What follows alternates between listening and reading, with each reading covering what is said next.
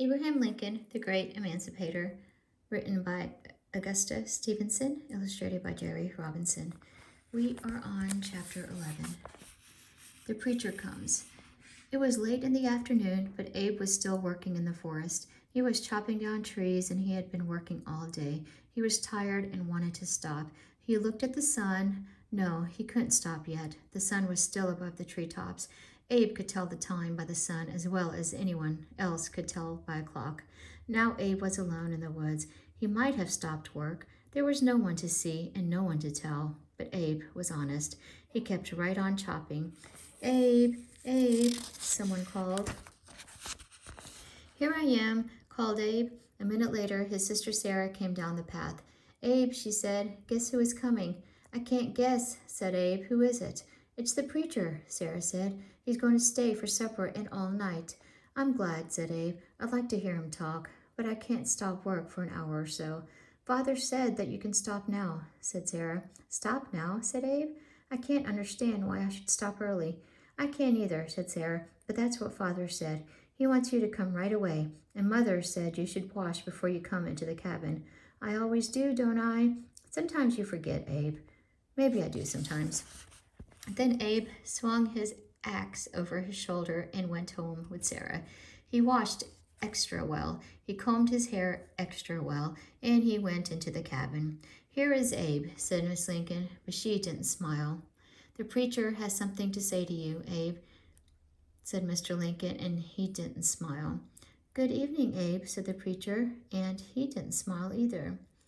Abe couldn't understand. The preacher had always joked and laughed with him before. Pastor, said Mr. Lincoln, tell Abe just why you came. The preacher looked at Abe. Abe, he said, I heard that you had been making fun of me. You preached and you made the boys laugh. Oh, yes, yes, said Abe. You coughed just as I do, said the preacher, and the boys laughed at that. Oh, yes, yes, said poor Abe again, and you stood as I do, one leg out, the other leg in, didn't you? Yes, sir, said Abe, and worst of all, you blew your nose as I did, didn't you? Yes, sir, said Abe, but really I wasn't making fun of you, sir. I was just trying to preach. That was it, said Mrs. Lincoln. Abe wanted to preach, and so, of course, he tried to copy you. He didn't know any other way. Sarah, you're always making excuses for Abe, said Mr. Lincoln. You laughed at Abe's preaching yourself, Thomas, said Mr. Lincoln. Thomas didn't know what to say to this, so he said, never mind, we won't talk about that. Then he turned to the preacher and said, Pastor, I'm going to whip Abe for making fun of you. Thomas, said Miss Lincoln, don't whip Abe. He didn't know he was doing wrong. Mr. Lincoln didn't answer her. He took a leather strap from a peg. Abe, he said, go out to the yard. Abe crossed to the door. Mr. Lincoln followed him. Suddenly, a strong hand seized Mr. Lincoln's arm and took the leather strap.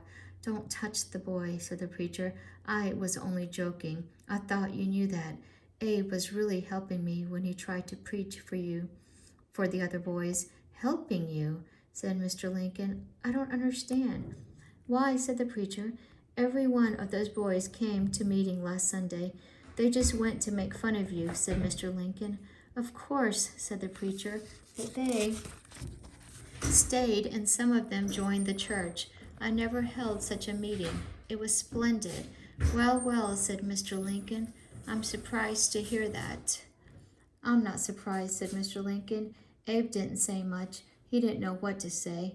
The preacher put his arm around Abe. My boy, he said, just go on preaching. Your jokes will do a lot of good in this world. Okay, it's the end of chapter 11.